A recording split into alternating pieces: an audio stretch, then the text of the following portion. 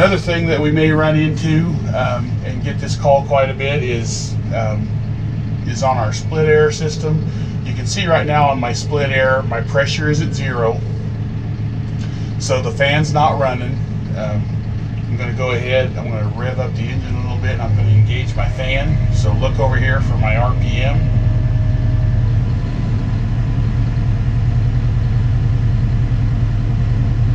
So as soon as I've given it fan RPM, now my split air is going to start to try to control. So one of the calls we will get from time to time is I start my fan up, my pressure's going haywire, and I'm getting a 206 unable to control on channel 2. Well, the reason for that is almost always is we haven't done a good adequate row fill and fill disc. So we're going to go through that here real quick. What it amounts to is the meters, if there's not a pool of seed in each meter, there's too much of an air leak for that split air system to control. So we need to go ahead and fill those meters up. We're going to go down here and hit our next page button. We're going to go to fill disc, okay, and then we're going to go to row fill. What row fill is going to do is that's going to now move my actuator all the way away from meter pressure.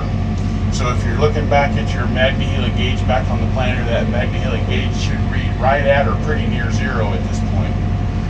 And so what has happened is that actuator has diverted all the air from the fan to seed delivery. There's nothing going to meter pressure at this time. Okay. You notice that we had a clock that started up there at 85 seconds, I believe it starts up at. The reason that clock is there is we want to make sure that we stay in a row fill long enough to make sure that we get all those meters completely full of seed. And when we come out of the row fill here in a few seconds, we'll have that seed pool there to help create that back pressure, and that way we can maintain a meter pressure in their chambers there.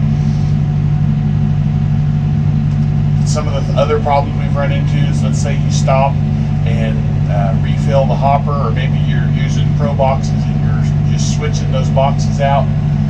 There's this cutoff door at the bottom, or a slide door at the bottom of the hopper. If you forget to open that, even if you do a row fill, it may not populate. You know, if that door is shut, we're not going to have seed in the seed pool to feed out. So just some things to keep in mind as we're going through this. So our 7.65 seconds left here. We'll just go ahead and let this finish. So now we're going to go ahead and do a fill disc.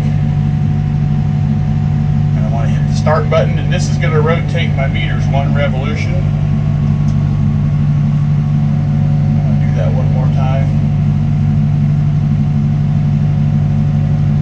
because I forgot to have my hydraulic drive turned on. So now when I come back to the work screen, this is where you want to see it. You want to see your pressure is right in there at your target rate. I can increase my pressure, and the control is going to maintain that. Okay. Again, anytime the fan is running, it's going to want to try to control that pressure. So let's say we've got our fan running, but we're not seeing RPM over here. Well, that's one of those problems we're going to have, and can cause that split air not to run. You won't get an alarm because the monitor is not seeing fan RPM and it doesn't know it's supposed to control. You may be seeing problems with singulating seed. So in those cases, we are going to need, if we're not seeing fan RPM, that's a case where we're going to need to sign into level 2 to fix that. So let's go ahead and take a look at that real quick. We're going to go to summary. We've got our password button here. We're going to touch that. We've got this in some other videos. This is a 6-digit passcode. It's always going to start with 2. And the last 5 digits are the serial number of your working set master module.